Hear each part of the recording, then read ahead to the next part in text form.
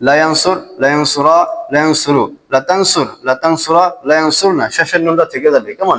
কারণ এই নুনটা মানে খুবই শক্তিশালী একটা নুন। এটা কেন থেকে যাবে এটা। আসসালামু আলাইকুম ওয়া রাহমাতুল্লাহ। প্রিয় ভাইরা, আজকে আমাদের ক্লাসের বিষয় হচ্ছে ফি'লুন নাহি। ফি'ল প্রথমত চার প্রকার: ফি'লে মাদি, ফি'লে মুদারে, ফি'লে আমর, ফি'লে নাহি। আজকে সর্বশেষ পয়েন্ট। প্রিয় ভাইরা, বর্ণকে আরবিতে বলা হয় হরফ। কতগুলো বর্ণ বা হরফ মিলে হয় শব্দ, আর এই শব্দকে আরবিতে বলা হয় কালিমা। আর কতগুলো কালিমা মিলে হয় বা শব্দ মিলে হয় বাক্য, আর এই বাক্যকে আরবিতে বলা হয় কালাম। তো প্রিয় ভাইরা, আমি বলেছিলাম কালিমা মোট তিন প্রকার: এসএম, ফেইল, হরফ। অর্থাৎ কোনো কিছুর নামকে বলা হয় এসএম, আর কোনো কাজ করা বা হওয়াকে ফেইল বলা হয়। আর কোনো কাজ করাও বোঝায় না এবং কোনো কিছুর নামও বোঝায় না, সেটা হচ্ছে হরফ। অর্থাৎ আরবি একটা বাক্যে যে সমস্ত শব্দ আছে, এই শব্দকে আরবিতে বলা হয় কালিমা। আর এই শব্দটা হতে পারে কোনো কিছুর নাম, নাম হলে সেটা এসএম। আর এই শব্দটা দ্বারা যদি কোনো কাজ করা বা হওয়া বোঝায় তাহলে এটা ফেইল। আর এই শব্দটা দ্বারা যদি কোনো নামও না বোঝায় এবং কোনো কাজও না বোঝায় তাহলে সেটা হচ্ছে হরফ। আমাদের তারই ধারাবাহিকতায় ফেইলের আমরা মোট প্রথম তিন প্রকার শেষ করলাম। আজকে সর্বশেষ প্রকার একটু ভালো করে বোর্ডে লক্ষ্য করেন। ফেইলুন নাহি, ফেইল শব্দের অর্থ কাজ, এটা আমরা জানি। আর নাহি, নাহি শব্দের অর্থ হচ্ছে নিষেধ সূচক।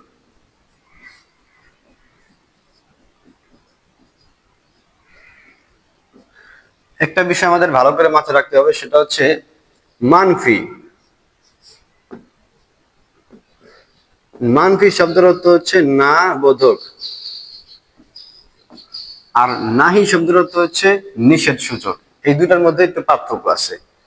কারণ আমাদের দেখা গেছে যখন আমি ফেইলুন নাহি শব্দগুলো আপনাদেরকে দেখাবো, তখন হয়তো আপনাদের একটু গরমিল লেগে যেতে পারে, ঠিক আছে? ফেইলুন নাহি এটাও সেম ফেইলুল মুদারে থেকে গঠন হয়। পূর্বে আমি ফেইলুল আমর কিভাবে গঠন হয় সেটা আপনাদেরকে দেখাইছি। সেম ফেইলুল মুদারে থেকে ফেইলুল আমরের সিগাগুলো বা ফেইলগুলো কিভাবে গঠন হয় সেটা আপনাদেরকে দেখাইছিলাম। আজকে ফেইলুন নাহিটাও সেম ফেইলুল মুদারের এই 14টা তাসরিফ থেকে ফেইলুন নাহি গঠিত হয়, ঠিক আছে? একবারে সহজ। দেখেন, ইয়ানসুরু, ইয়ানসুরান, ইয়ানসুরুনা, তানসুরু, তানসুরান, ইয়ানসুরনা, তানসুরু, তানসুরান, তানসুরুনা, তানসুরিনা, তানসুরান, তানসুরনা, আনসুরু, নানসুরু। শুধু ইয়ানসুরু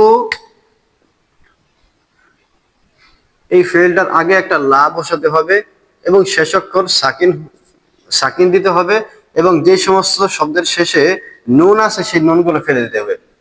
পূর্বে আমাদের ফেইলুল আমরের গঠনটা কেমন ছিল?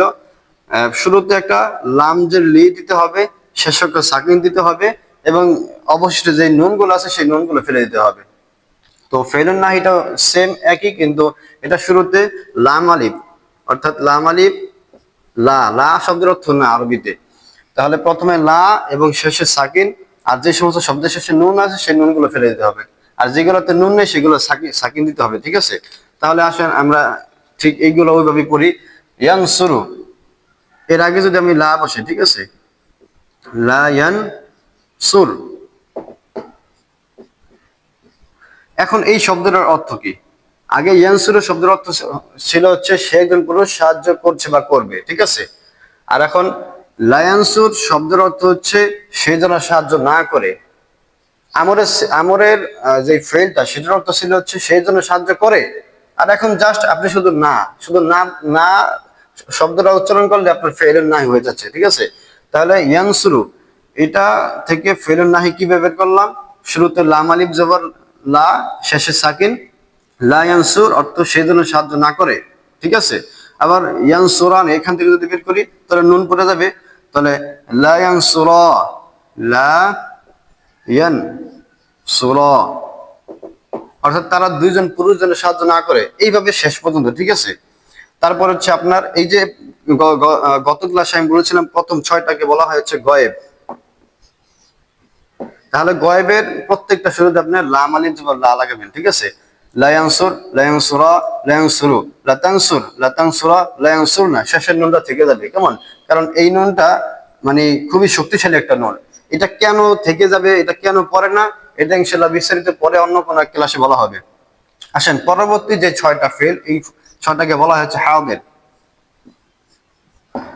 এগুলো সেম হাদেরের যেই 6টা ফেল, এখান থেকে আমরা হাদেরের ফেল গুলা খুব কষ্টকর, মানে খুবই কঠিন ভাবে বের করছিলাম, কিন্তু নাহের গুলা খুবই সহজ। তাং শুরু গয়েবের মতো সেম, শুরুতে লাম আলিফ, শেষে সাকিন, নুন থাকলে ক্রস। তাহলে লা তাংসুর, তুমি সাহায্য করো না। লা তাংসুর, নুন পড়ে যাবে, তোমরা দুজন সাহায্য করো না। লা তাংসুরু, তোমরা সকল পুরুষ সাহায্য করো না। লা তাংসুরিনা, তুমি একজন মহিলা সাহায্য করো না, এভাবে শেষ পর্যন্ত, ঠিক আছে। এবং শেষে যে দুইটা মোতাকাল্লিম, এই দুইটারও সেম, শুরুতে লাম আলিফ, শেষে হচ্ছে সাকিন।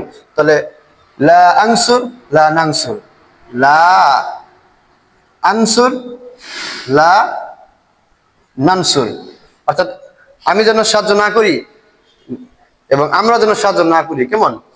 তাহলে এই ছিল আমাদের হচ্ছে ফেনুন নাহিদ ক্লাস। তো প্রিয় ভাইরা, একটা বিষয় আমি এখন ক্লিয়ার করে দিই, ঠিক আছে?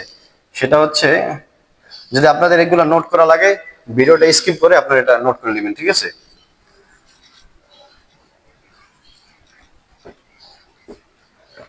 দেখেন, আমরা যখন মুদারের প্রকারগুলো যখন শিখছিলাম, সেখানে আমি মুদারে মানফি মারুফ একটা প্রকার ছিল, আপনাদের হয়তো স্মরণ আছে। যদি মনে না পড়ে তাহলে পূর্বের ভিডিওগুলো আপনারা দেখতে পারেন। মুদারে মানফি মারুফ, এই মানে মুদারে মানফি মারুফ যে শব্দগুলো আমি আপনাদেরকে লিখে দেখাইছিলাম বোর্ডে, সেগুলো ছিল এরকম: লা ইয়ান সুরু, লা ইয়ানসুরু, লা ইয়ানসুরানে, লা ইয়ানসুরুনা, লা তানসুরু, লা তানসুরানে, লা ইয়ানসুরনা। মুদারে মানফি মারুফের যে ফেলগুলো আছে, অর্থাৎ এই ক্যাটাগরির যত ফেলগুলো আছে, সবগুলো কিন্তু ফেলুন নাহির মতো শুরুতে লাম আলিফ আছে, এবং শেষ অক্ষরে কিন্তু আপনার ফেলুন নাহির মতো সাকিন নেই, কিন্তু পেশ আছে, ঠিক আছে, এবং সবকটা নুনও আছে কিন্তু। অর্থাৎ ফেলে মুদারে মানফি মারুফের 14টা ফেলের শেষে ঠিক যেভাবে আছে ওভাবেই থাকবে, কোনো কিছু চেঞ্জ হবে না, ঠিক আছে। কিন্তু এটাকে যখন আপনি ফেলুন নাহিতে পরিণত করবেন, তখন কিন্তু আপনার শেষে সাকিন দিতে হবে, নুন থাকলে নুন ফেলে দিতে হবে।